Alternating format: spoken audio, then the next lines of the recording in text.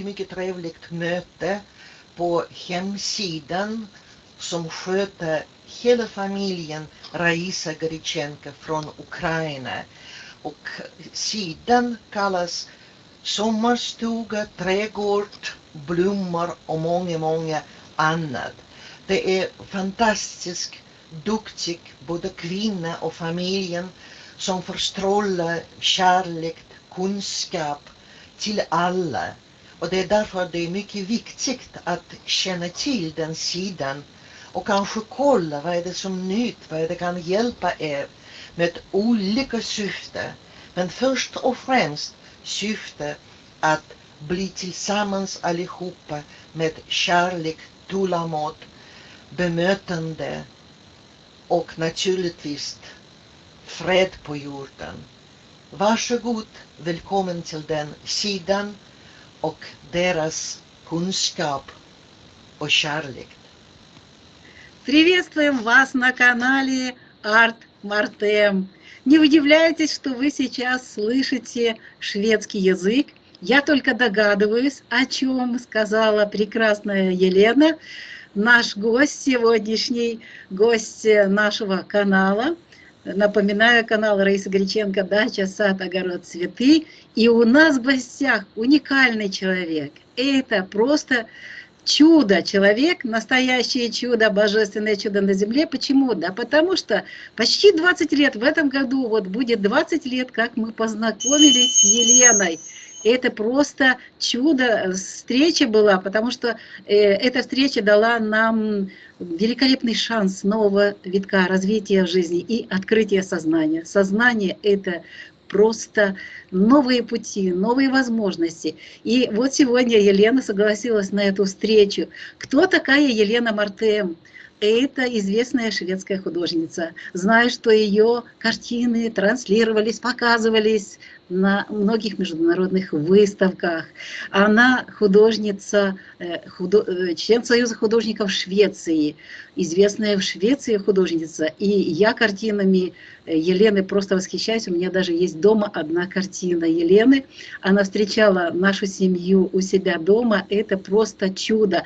Она не только автор книги «Хроники звездных странников», художница великолепная. Она прекрасный садовод, огородник. Домохозяйка прекрасная, потому что дом ее – это просто чудо, сказочный дом. Она с мужем просто превратила этот дом в сказку. И у меня, наверное, будет возможность и дальше в следующих видео мы расскажем о саде Елены, о том, как они выращивают буквально на…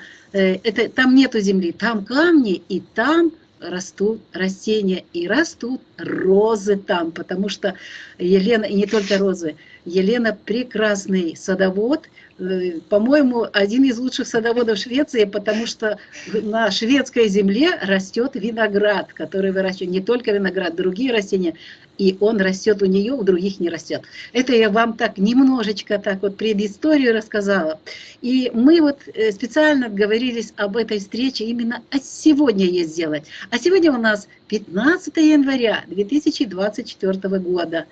И это прекрасный день. В Индии отмечается очень широко. Это священный праздник. Праздник Макара Санкрати. Почему так важен этот день? А потому что солнце, наше солнышко будет переходить, уже перешло из философского огненного знака Стрелец в земной знак Козерог. И вот эти быстрые течения, бегания философские, все превращаются, они садятся на землю, и теперь Козерог поведет нас по пути достижения реальных жизненных целей, заставит всех трудиться, не покладая рук. И еще сегодня понедельник, а понедельник день Луны. А значит, день учебы, день развития и день умиротворения. И поэтому наша встреча, первая встреча посвящается теме умиротворения, гармонии, которую помогает нам, вот эти энергии помогают сбалансировать розы. Розы у дома Елены, розы у моего дома, у многих сейчас растут розы. И многие не понимают, почему хочется этот черенок укоренить и вырастить розу. А почему, мы сегодня с вами как раз узнаем и расскажем с Еленой. И поможет нам рассказ Елены потому что именно ее мандалы, она сейчас нам расскажет, что это такое, художественные произведения, связанные с цветами. И эти произведения связаны с розами некоторые. Розы – это великолепно. Елена, очень прошу тебя, пожалуйста, расскажи о мандалах, а мы на фоне нашего разговора мы будем показывать эти творения, созидания твоих рук, и люди будут получать возможность получать эту энергию, божественную энергию любви и лечиться в это время. Мы об этом еще дальше будем говорить. Пожалуйста, Елена, о мандалах. Что это такое и зачем они нам нужны в жизни нашей? Сделать маленькую оговорку. Мандалы – это, конечно, традиционное старинное понимание космических, сакральных форм и фигур, которые пришли к нам из далекой Индии, из Тибета. Но это очень много лет прошло, может быть, даже столетий. Мандалы, рисунки рисуются по-прежнему в таких же традициях, в круге, в квадрате. То есть они свои формы или свои традиционные энергетические структуры, они в этих странах не меняют. Те мандалы, которые пришли мне, я хочу подчеркнуть, что это не я рисую.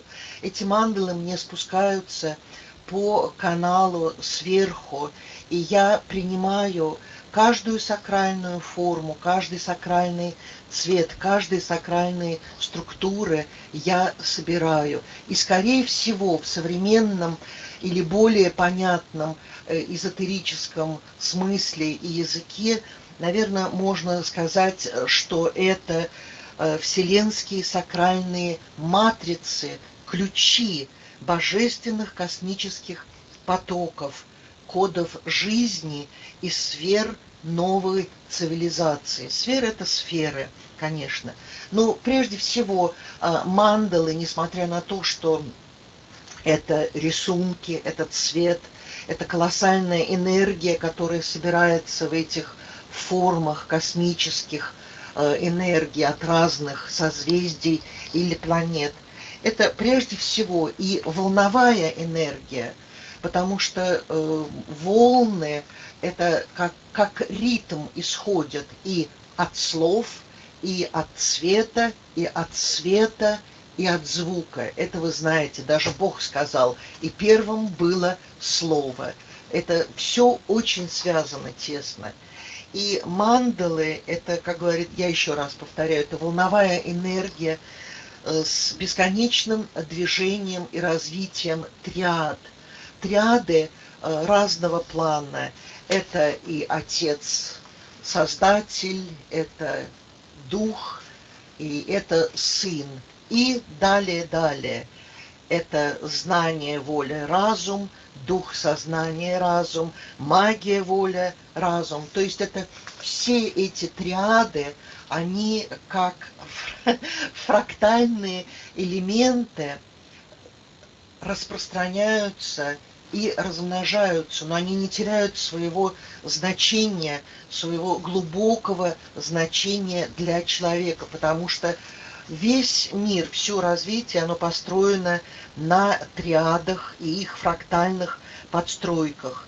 Ну и также, естественно, многомерных и многоплановым движением и поиска, улучшением генетических кодов человечества, ДНК и РНК.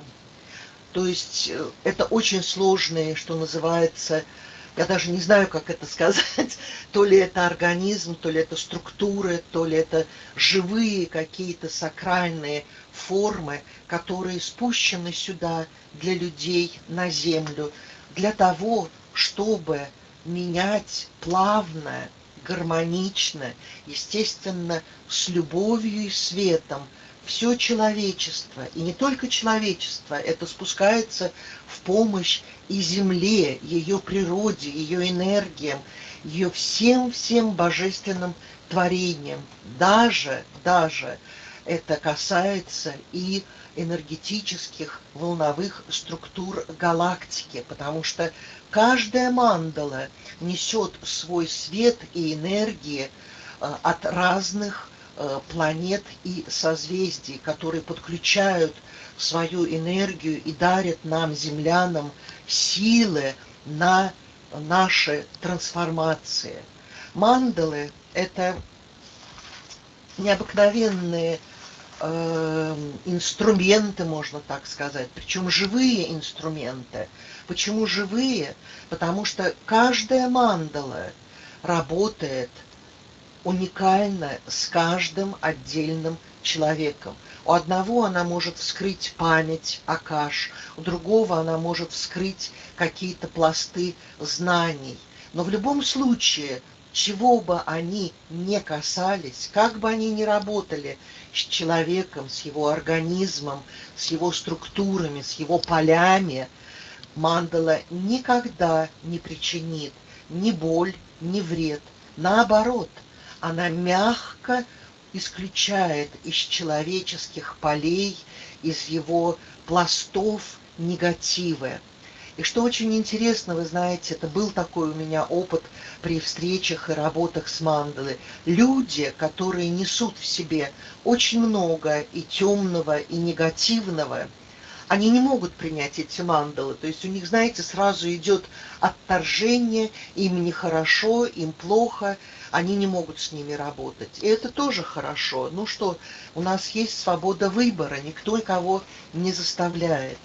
Но работа с мандалами, она исключительно еще в том случае и в том виде, в каком она есть, что она трансформирует человека и его структуры, поля, все, что касается с его генетикой, кодами, ДНК, очень плавно и поэтапно. Не может так произойти, знаете, вы сели для того, чтобы встретиться и помедитировать с этой сакральной космической структурой, и вдруг раз, вы сразу изменились. Такого не будет. И такого никто вам не обещает. За один раз ничего не произойдет. Они действуют очень постепенно, очень плавно, очень мягко. Самое главное, гармонично и красиво. Это необыкновенно красивые структуры. И каждая структура несет в себе и любовь, и необыкновенные перестройки человеческого организма. Не только организма, разума, мозга, различных систем. То есть каждая мандала имеет свой маленький ключик и свою маленькую, в кавычках, дверь, через которую струятся эти божественные энергии. Почему они называются ключом? Да потому что, знаете, ведь нельзя все принять, что называется, вот на блюдечке с золотой каемочкой.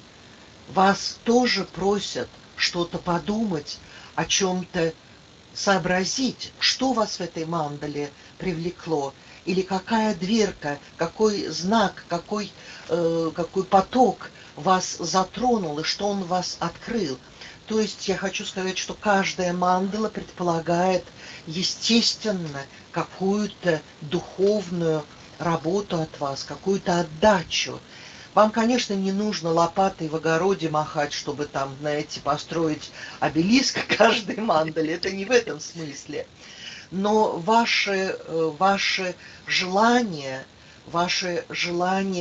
измениться, ваше желание открыть свое сердце, свои чакры, свои энергетические поля для трансформации и перестройки и пути к лучшему, самое главное, подъем вверх, вверх по спирали к духовному развитию, это, безусловно, должно в вас присутствовать. Если вы просто смотрите на мандалу совершенно безразличным взглядом и думаете, да-да-да, ну сейчас посмотрим, что она сделает, к сожалению, вы ничего не прочувствуете. И мандалы, они тоже вам, может быть, и ничего многого и не смогут сделать или чем-то помочь. У вас должна быть безусловная и безграничная вера в Творца, в божественные силы, в ваше божественное предназначение. Потому что Творец, Отец, Мать, Создатель, Творец исконный, Он нас создал по своему образцу и подобию. Мы же тоже на самом деле маленькие боги, которые только еще растут и не понимают, знаете, как эти маленькие малыши, которые топают по лужам и еще не понимают, где грязь, а где красиво полежать среди цветов. Так и мы. Но, к счастью, мы все-таки называемся разумными существами, хотя, может быть, не все это принимают, понимают, осознают, но так как мы все-таки разумные существа, то мы должны также осознанно и подходить к выбору наших дорог, к выбору наших перестроек, к выбору наших изменений. Что мы хотим сделать? Для чего мы сюда пришли? Хотим мы устроить сад на земле? Хотим мы быть друзьями, теплыми, взаимопонимающими, с поддержкой, со всеми людьми? Или мы будем так год за годом или десятилетие за десятилетиями воевать, ругаться с кем-то, что-то отстаивать, что-то где-то, как говорится, хаять? Ведь мы все разные, мы все пришли с одной целью – продлить нашу жизнь и выполнить наш долг, который заложен глубоко-глубоко в нашем сердце. И вот мы очень хотим, как я со своими, ну это опять-таки же я говорю, это не мои мандалы, я их приняла, и я их только воплотила, нарисовала. Но наше желание, мое и Раечкина тоже с ее стороны, это безграничное желание объединить людей в этом подъеме, подъеме вперед и наверх, в красоте, в любви, в земном преобразовании. Красота победит все в будущем. Это не нужно забывать, и это так. Да, Но это очень коротко. Красота – это действительно основа, и это и есть Первотворец, это Всевышний, это красота. В чем интересно, что наша встреча уже в момент, когда мы находимся в переходном периоде. В 2012 году мы потихонечку стали выходить из этой темной полосы Кали-юги. И сейчас вот этот свет, божественный свет любви, потихонечку, вот как рассвет сейчас начинается, этот рассвет, чуть-чуть появляются вот эти лучики солнца. И вот так сейчас осознание приходит. Я сужу по нашим подписчикам, зрителям, они просыпаются, многие возвращаются, кто-то уходит, а потом возвращается и говорит: я не понимала, вот теперь произошло это чудо.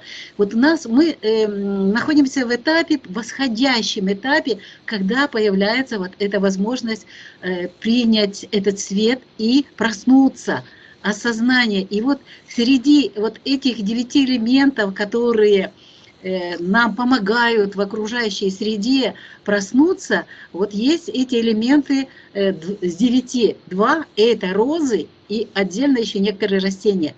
Но я хочу вернуться к тому моменту, что у тебя есть мандалы, в активации которых есть тоже роза. И я прошу дать вот это, мы сейчас покажем нашим подписчикам эту мандалу. Пожалуйста, расскажи о ней, потому что она на меня просто очень сильно такое воздействие дала, открыла сердце. У меня действительно как лепестки стали открываться, розы. И вот такие просто чудеса со мной происходили, когда я смотрела на эту мандалу, и твои фильмы есть. Мы сделаем сноску обязательно на этот прекрасный канал, где каждая мандала активируется, рассказывается. Напоминаю, что это у нас будет Арт Мартем канал. Обязательно зайдите и посмотрите. Вы сами убедитесь в том, что это действительно очень сильно работает и воздействует. Это энергия божественной любви. И действительно, я хотела бы сейчас попросить, чтобы вы испытали на себе это, потому что вы сейчас будете видеть вот эту одну из мандал, которую Елена будет активировать. Не просто приходят ей вот эти рисунки, эти энергии, эти формы. Это еще и активация. Когда слушаешь эту активацию, происходят внутри удивительные вещи. Так что настройтесь. Елена, пожалуйста, какая мандала с розами связана? Начни, пожалуйста, о ней рассказывать. Мандала 17 носит название я суть тебе раскрою мироздание. Также эта мандала, как и все остальные другие мандалы-ключи, имеет луч и мантру, которую очень хорошо пропевать и петь, потому что все эти мантры, они прочищают любую чакру или даже все чакры одновременно. Это мантра Кали, Эра, Майи. Работает от созвездия Большого Пса, звезда Сириус. Печатью на престол по кругу выстроились звезды сверхгалактических созвездий. Майтрея радугой любви скрестила скипетр и державу. Глаза владык устремлены с восторгом на парад планет и сверхзвезды явления семилучевой. Мост радужный соединил пространство, нарушив геометрию расчетов. Крест косой вошел в ядро галактик.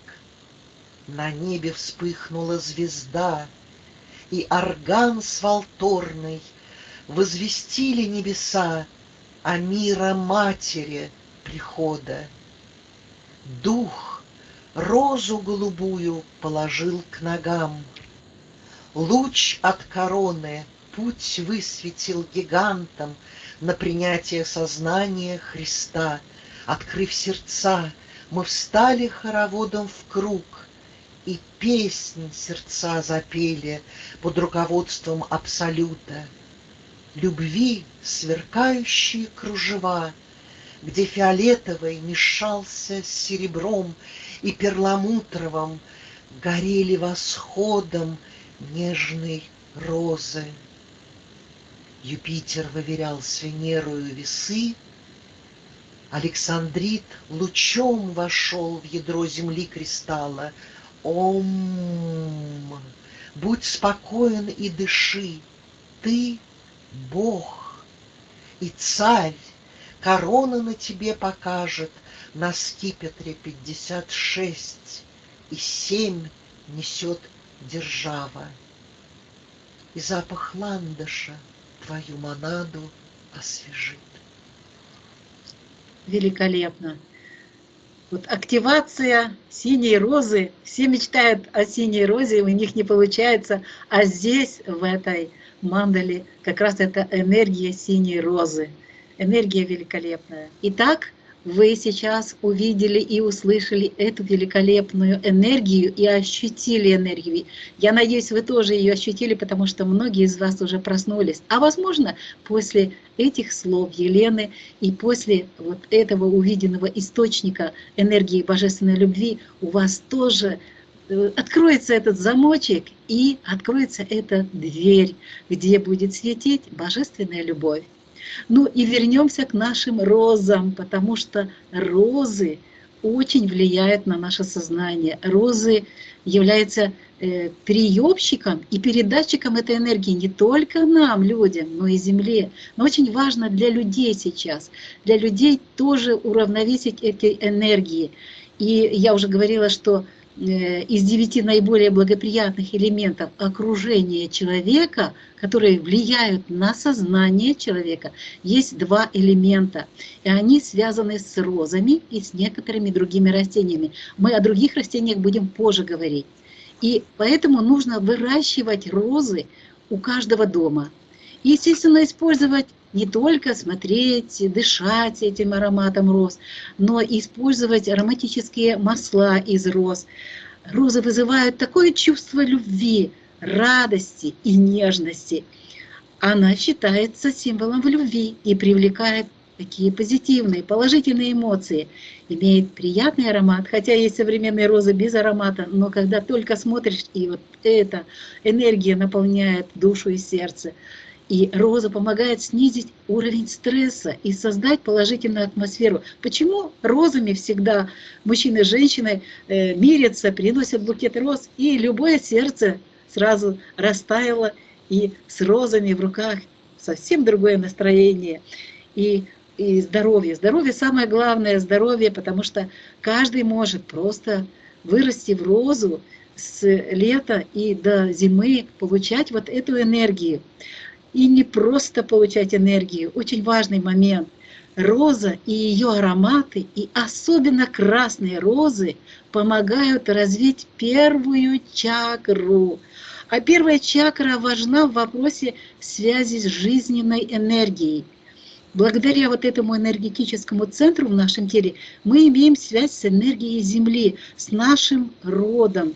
Мы словно вот деревья, наш позвоночник – это дерево, а ноги – это переход в землю, это уже ноги в землю, идут корни от наших ног.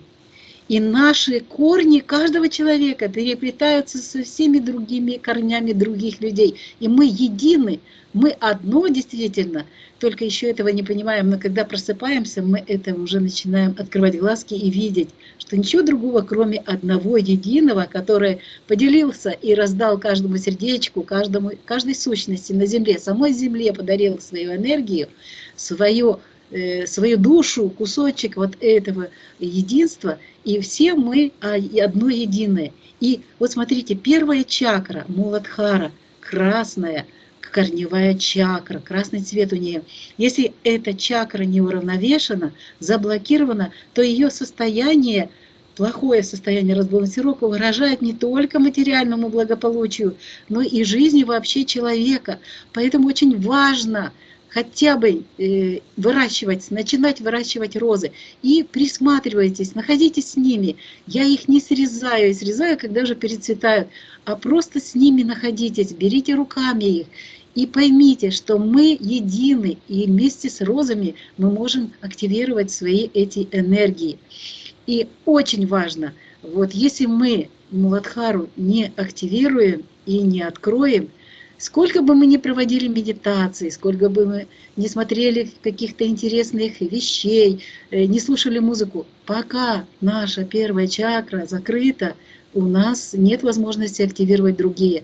Поэтому нужно понимать, что это фундамент, это корни, это основа человека, энергетический блок, который открывает энергии всем остальным блокам и связывает нас с Всевышним.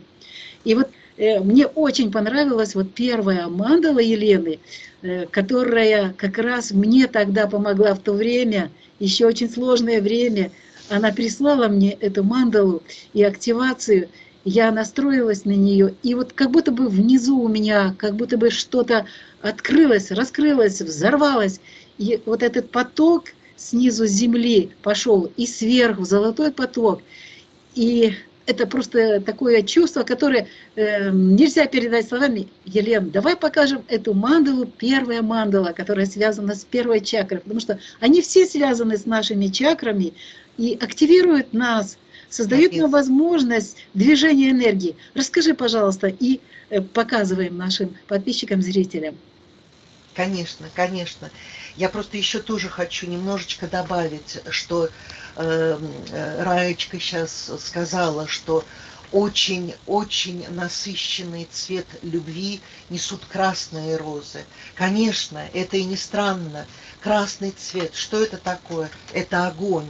Это современные энергии сейчас, которые идут к нам из космоса и через нас. А огонь – это символ разума, потому что сейчас время такое, время раскрытия осознанности, развития нашего разума. Ну хорошо, я тогда перехожу к активации мандалы ключа 1. Рисунок вы тоже увидите. Название мандалы «Ты плавно стал подниматься». Луч и мантра «Ури Сайра». Работает с созвездием рака, звезда Альтарф, которая в старину переводилась с арабского как «взор льва». Волна Лемурии 8 сложилась лопастями, и заработал двигатель эпох среди волн времен и жизней. И боги мощные Лемурии с глаз и с вас сдувают пыль, а ссор из глаз продует вихрь движения лопастей, прошедшим путь в спирали по часам и многослойной памяти дорог. Ты смог, и кундалини примет тот поток. Вот тут я хочу сделать маленькую сноску. На рисунке этой мандалы присутствуют огромные цветы. На первый взгляд это кажется, что это розы, но это лилии. И я хочу вам рассказать, что такое розы, почему они так важны, и что такое лилии, и что их объединяет. Розы – это огромный источник любви земли, причем огненный источник, когда они красные, естественно. Розы устроены уникально. Это не просто тычинка, и вокруг нее лепесточки. Знаете, вот ромашку, если вы посмотрите, там раз, лепесточки, вы их все видите. Роза устроена таким уникальным образом, что каждый лепесточек идет друг за другом по спирали, то есть он сам природой очерчивает и показывает вот этот спиральный подъем. Вы можете поспорить со мной, а как же пионы? Пионы мохнатые, они действительно очень насыщенные, но у них нет этой спирали, у них просто очень много лепестков. А роза тем и уникальна, что эти лепестки идут по очереди. Это знаете, как мы с вами по очереди, по ступенечкам поднимаемся вверх и неся в себе наши земные огненные энергии. Что такое лилия? Лилия – это та же самая водяная роза. Она несет в себе стихии воды. Лилии, цветки устроены тоже, что лепестки заходят друг на друга, как спираль. Их не очень много, но потому что цветок огромный, он иначе утонет в воде. И этот лепесток, и сам цветок лилии, он несет энергии воды. Что такое энергия воды? Это наша память, это наша родовая память, многомиллионная, которая в нас закладывает разные источники воспоминаний, которые могут в нас открыться именно благодаря нашей работе или принятию энергии этих цветов. Так что работайте, принимайте, вникайте, раскрывайте эти знаки, потому что даже в активации говорится о Лемурии. Лемурия была цивилизация, которая именно была еще на водных структурах. Так что здесь очень много намеков на это. Удачи вам и успехов! Благодарю, Елена. Я думаю, что мы еще будем продолжать рассказывать о тех важных мандалах. Их сколько у тебя, пожалуйста, расскажи. Но на сегодняшний день их 45. 45. 45. И я со всеми знакома, и хочу сказать, что, по-моему, только после того, когда вот эта первая мандала была прислана Еленой, и у меня получилось такое событие, мне подарили букет, мне принесли домой розы и сказали, ты можешь их размножить. Подруга принесла и говорит, давай я тебе покажу. Я не знаю, как это, я могу с букета сделать. И вот тогда она попросила, говорит, у тебя есть 3 трехлитровые банки, тогда еще не было вот этих пластиковых бутылей. Давай, говорит, мне 3 банки, которые тебе не жалко. У меня были такие с закручкой банки, мне их не жаль, потому что их нельзя было консервированным ключом закрывать. И я эти 3 банки принесла и не жалею, потому что эти 3 буквально черенка превратились, 3 розы в черенки превратились. Она мне показала, как это делать, Ольга. И эти все 3 черенка превратились в мощные кусты роз. Это действительно, это был первый куст, первые кусты, именно красная роза, бордовая такая красивая. Да, и в это время как раз вот эта мандала. Муладхара, я понимаю, первая чакра, тут все взаимосвязано. Это настолько очень важно и настолько это интересно происходит в жизни. сейчас уже, когда смотришь на прошлое, понимаешь, что каждое событие, каждый предмет, каждое растение в твоей жизни несло определенную энергию и помогало раскрыть сознание. Потому что мы-то в Кали-югу, которая позади еще, она еще о себе дает напоминать нам, потому что мы только-только вошли в этот период. И вот благодаря вот этому свету, который проявляется сейчас, появляется, божественный свет любви на землю идет, на каждого человека изливается. И эти розы, они вместе нас активируют, каждого сознания, и активируют каждое энергетическое поле, ядро, начиная с первого, с этой корневой чакры, на которую мы, не обращая внимания, очень многие знакомые начинают медитировать сразу же на третью, четвертую, не понимая, что нужно разобраться с первой чакрой. А это очень важно. Я вот именно пока не разобралась с чакрой первой, у меня движение не пошло. А вот сейчас уже, учась в ведической академии, академии Шри-Наджи, и у нас был прекрасный, есть сейчас он прекрасный монах, он наставник знаний, Самвел, и он тоже поделился этими знаниями открытия всех чакр. И это тоже начало именно с первой чакры начинается. Без первой чакры, без корневой чакры, без наших корней мы не станем нашими такими деревьями, которые мы являемся. Мы несем в себе эту энергию. У нас внутри находится эта энергия, в каждом сердце. И в каждой клеточке тоже эта энергия находится. И вот это то, что у тебя просто божественный дар и божественное задание принять это и передать людям вот эти энергии и помочь сбалансировать свои энергии внутри. Я так благодарна, во-первых, судьбе, что ты написала когда-то мне, когда у меня вот появилось тогда знание, и появилась вот эта книга, первая дневник, которую я записала, и ты помогла мне тогда с тем, чтобы использовать ее на какой-то одной из площадок, и дальше пошло с твоей помощью, что книга попала даже в лондонскую библиотеку. Благодаря снова же тебе, я тебе очень благодарна. И тогда, благодаря вот этому открытию сознания моему, которое я проходила, и ты мне тоже что-то делилась, я с тобой делилась, мы все время делимся этими знаниями.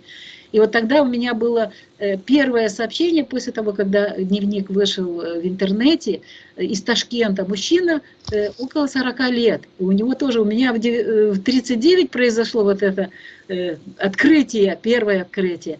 А у него тоже в этот период где-то, и он написал, что я решил уже повеситься. Просто в жизни все всякие там проблемы пошли, и жена ушла, и мама умерла, и папа, и там какие-то с бизнесом получились проблемы. И он пишет, ваша книга появилась на экране, когда я подумал, ну, подумаешь, посмотрю последний раз в интернет, что тут есть, и уже пойду веситься. Есть уже веревка, есть мыло он приготовил. И тут, говорит, я вижу книгу.